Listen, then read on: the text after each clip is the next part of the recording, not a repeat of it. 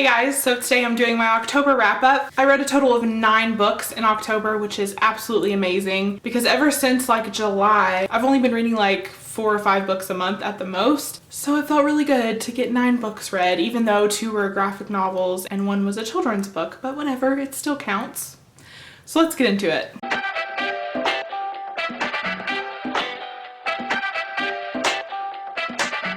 The first book that I read in October was Alice in Wonderland by Gina Showalter, and I read this on my Kindle, which is why I had to show you a picture of it instead of the actual book. This one is about a girl named Alice who her father claims to see these monsters that nobody else can see, and so everyone thinks that he's crazy. But then one day our main character's entire family gets attacked by these monsters and she's the only survivor, and now she can see these monsters. I was actually a bit disappointed by this book. As you can see from the title and even from the synopsis, it makes it seem like it's going to be a retelling of Alice in Wonderland, and it was not that. And I was kind of just disappointed with the whole thing overall. I just did not feel any connection with the characters and the story. It was very interesting while I was reading it, but now that I finished it and I've been thinking about it, I'm just not sure how I feel. I gave it a 3 stars in the end, and I have no idea if I'm going to continue with the series. I haven't decided yet. I wish I had more positive things to say because I was really hoping I would love this because Alice in Wonderland meets zombies. That sounds amazing, but it just didn't meet my expectations. The second book that I read in October was The Lair by Emily McKay.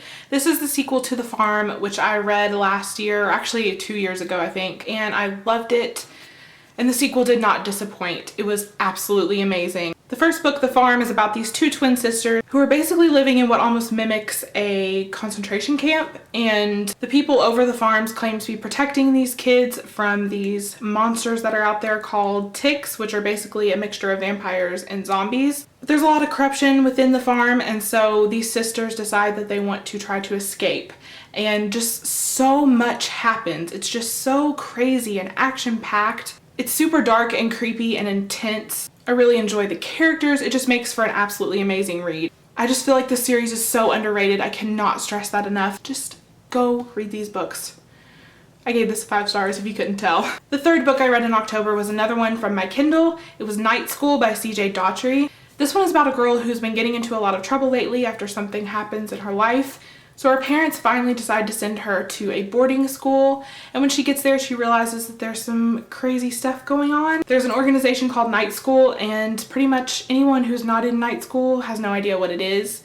And so that's a mystery, and then there's murders and all kinds of stuff happening, and it was really good. I thought it was so much fun. It's not like one of my favorite books of all time, but it was just definitely an enjoyable read. So I can't wait to continue with the series, and I gave this one a 4 stars. Next, I read Orange is the New Black by Piper Kerman. As most of you know, this was turned into a Netflix show, which I started watching recently and loved. So I really wanted to read the memoir to see what was actually true from the show and what wasn't, and it was so interesting to read this and to hear about her story. I thought it was really well done. It kept me completely interested throughout the whole thing. I really love the message behind this because Piper Kerman is trying to bring attention to how women are treated in prison and basically the prison system in general and how horrible it really is. I really enjoyed this, and I gave this a 5 stars. Next, I read Blankets by Craig Thompson, and this is a graphic novel, and as you can see, it's a huge one, but I got through it in a couple of hours. It was so good. I'm not sure if this is supposed to be a true story based off of Craig Thompson's life because the main character's name is Craig, and it just kind of felt like it was based off of his true story, so I'm not sure if that's correct, but that's how it felt to me. This is a love story, but it's also about family. It talks a little bit about religion. It was just great, and I think it might be one of my favorite graphic novels that I've read so far. I loved the artwork as well. I don't know, really enjoyed it. So I'm really excited to read something else by Craig Thompson, and I gave this a 4 stars. Next, I read Matilda by Roald Dahl. This is my first Roald Dahl book, and I thoroughly enjoyed it. Although I do have to say that I didn't love it as much as I thought I would, but I really think it's because the movie is one of my favorites. It has been for a very long time. It was impossible for me to read this without comparing it to the movie, and I actually preferred certain things about the movie. I think my love for the movie kind of tainted my experience with reading this book, so I can't wait to read another Roald Dahl book, one that I haven't seen the movie adaptation for, so I can go into it kind of blind. Then I read Opposition by Jennifer L. Armentrout, and this is the 5th and final book in the Lux series. This series is about teenage aliens, basically. I thought this was a pretty good end to the series. I just kind of have the same complaints about this book as I do with all of the books in in the series. And usually when I finish a series, it's a really sad thing, but I wasn't upset when I finished this. I was kind of glad it was over. It had a pretty good conclusion and I was able to just easily put it behind me. So yeah, I do enjoy these books. I think they are worth a read. I ended up giving this a 4 stars. Then on Halloween night, I read Through the Woods by Emily Carroll. It has like 5 different little short story, almost fairy tale type of things, except they're horror stories, so they're pretty creepy. I really enjoyed it. There's only one story though that really sticks out to me that I really enjoyed the most, and it's the last one in the book, and it's called The Nesting Place.